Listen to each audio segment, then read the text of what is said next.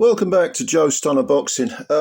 Before I start, my thanks to Rem, who is a subscriber, because he pointed out there was an IBA Pro card on in Russia earlier this week, and it had skipped my attention. I hadn't noticed it.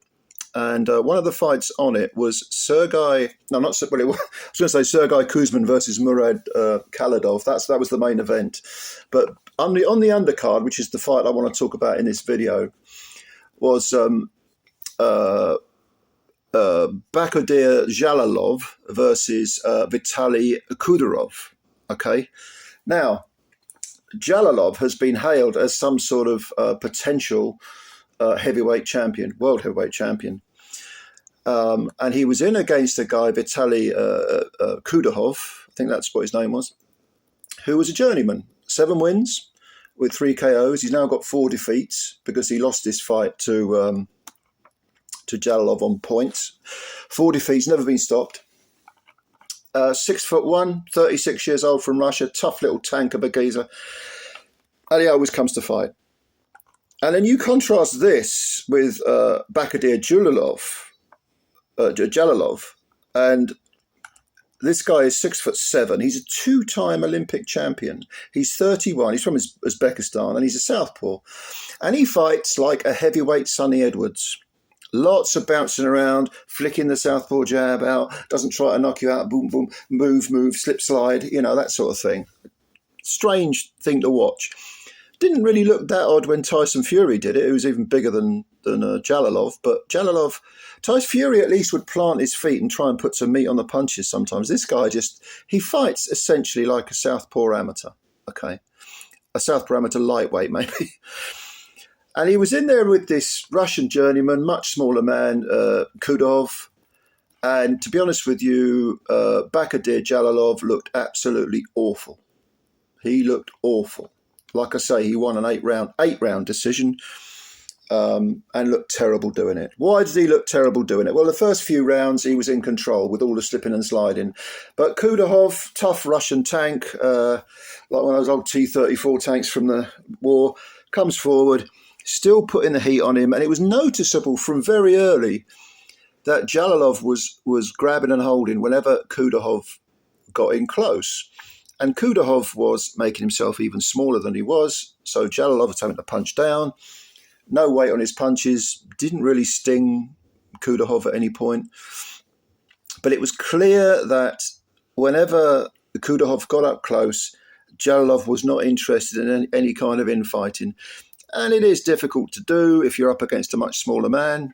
So all he was doing was grabbing and holding. All right. Now, in the 5th round, the tide sort of turned.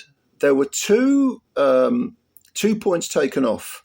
One was for holding with Jalolov, which was absolutely correct in my opinion. And then the second one was they were in a clinch by the ropes. And Kudokhov landed, I think it was a right hand that seemed to sort of perturb Jalolov, and he sort of went down, but he was pushed down in fairness. And then while he was on the floor, I think Kudokhov hit him again. Okay, so he got a point taken off. In rounds 6 and 7, Jalolov, look, I mean, he was already showing out. He was already looking uncomfortable. He was already his body language was awful. He was huffing and puffing in the corner like he'd just done 20 rounds. He was looking terrible. And he wasn't doing anything in the ring other than flick out a few jabs. He was firing punches from long range. A lot of them were not well-chosen punches. He was punching from outside range. He was missing with a lot. Kudokhov would come in, he'd grab and hold him desperately. The much bigger man was essentially being ragdolled in the 6th and 7th, probably before that, 5th, 6th, 7th.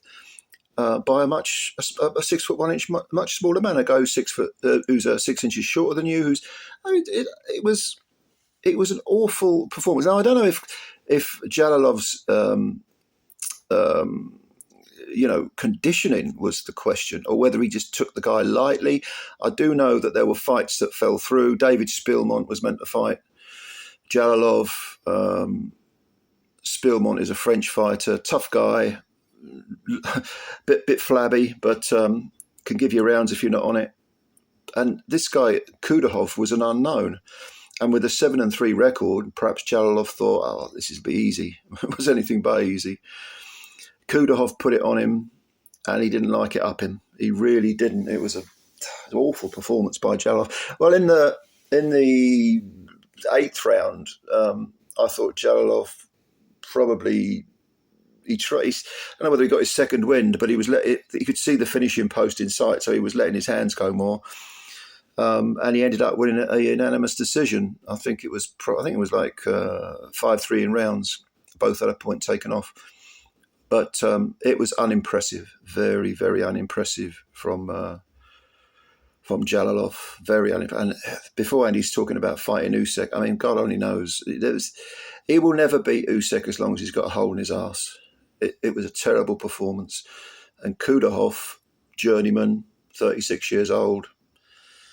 Could you have called this a draw? Maybe, yeah, maybe. But